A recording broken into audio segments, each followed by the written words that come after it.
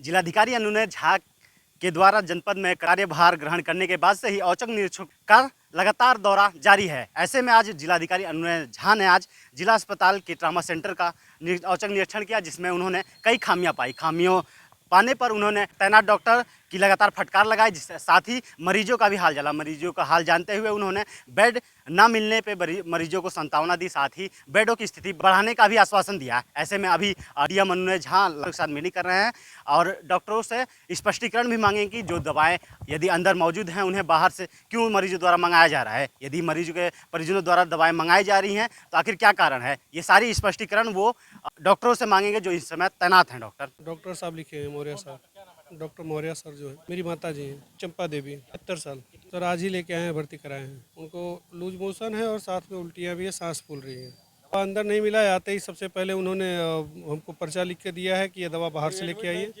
Admit नहीं किए उससे पहले ही, और व्हील चेयर पे ही जो है कि उनका इलाज शुरू हो गया है। ग्राम रुद्रापुर सिसवा बाजार से सर 850 रुपये का। डीएम साहब ने देखा, डीएम साहब ने उस पर एक्शन लिया।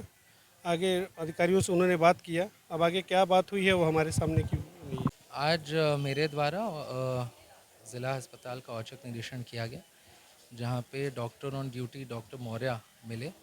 फार्मासिस्ट भी ड्यूटी पे थे, लोगों की पर्ची बन रही थी। मेरे द्वारा जो इमरजेंसी वार्ड है उसके दोनों रूम्स को देखा गया, सभी बेड्स भरे हुए थे। इसके अलावा जो मेडिकल विंग है वहाँ पे भी कुछ पेशेंट्स हैं। यहाँ पे जो CMS इंचार्ज थे वो भी आ गए और जो अन्य डॉक्टर हैं वो भी यहाँ पे उपस्थित हो गए। हमने दवाई चेक की, दवाई की एक्सपायरी सब ठीक थी, कोई भी दवाई ऐसी नहीं थी जो एक्सपायर्ड थी।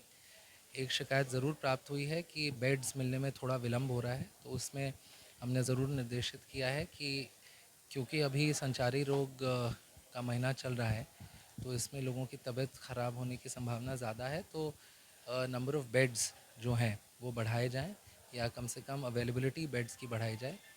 दूसरी एक ये भी शिकायत आई थी कि दवाई बाहर से लानी पड़ रही है, तो जब प्रिस्क्रिप्शन देखा गया उसमें कुछ दवाई ज़रूर ऐसी थी जो कि यहाँ पे अवेलेबल नहीं थी, जो बाहर से आने की आवश्यकता थी। जो दवाई यहाँ पे अवेलेबल थी उनके बारे में भी स्पष्टीकरण लिया जाएगा संबंधित डॉक्टर से, और चेष्टा हमारी यही रहेगी कि जो भी यहाँ पे पेशेंट आ रहे हैं उनको किसी भी तरीके की असुविधा का सामना न करना पड़े। मुझे पूर्ण विश्वास है कि स्वास्थ्य विभाग इस पर चिंता करके आवश्यक कदम उठाएगा। दवाइयों के बारे में पूछ रहे थे जिनको पर्चियाँ मिली हैं। मैंने एक मरीज़ एडमिट किया था, मरीज़ जो है गंभीर था। वो दवाई मैंने पता नहीं किया था सिस्टर के पास है कि नहीं है। मैंने लिखा था कि इसको लगवा लेंगे, अगर सिस्टर के पास उपलब्ध होता तो सिस्टर लगा देती।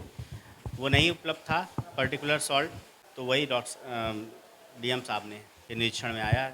ये देखिए, मैं अपनी ड्यूटी में आता हूँ तो मैं सारी चीज़ों को 5 मिनट के अंदर मैं नहीं देख सकता कि कितनी दवाइयाँ उपलब्ध है। सारी चीज़ें मैं 5 मिनट में नहीं कर सकता। मुझे असेस करने के लिए, देखिए बहुत सी दवाइयाँ होती हैं ऐसी जो उपलब्ध नहीं रहती हैं हमेशा प्रतिदिन। मुझे नहीं आता, मुझे मरीज़ की जान बचाना है तो मुझे बाहर से लिखें चाहे कहीं से मैं लिखूँगा बिल्कुल। वो एम्स में भी लिखी जाती हैं और सारी दवाइयाँ यहाँ उपलब्ध नहीं रहती हैं हमेशा।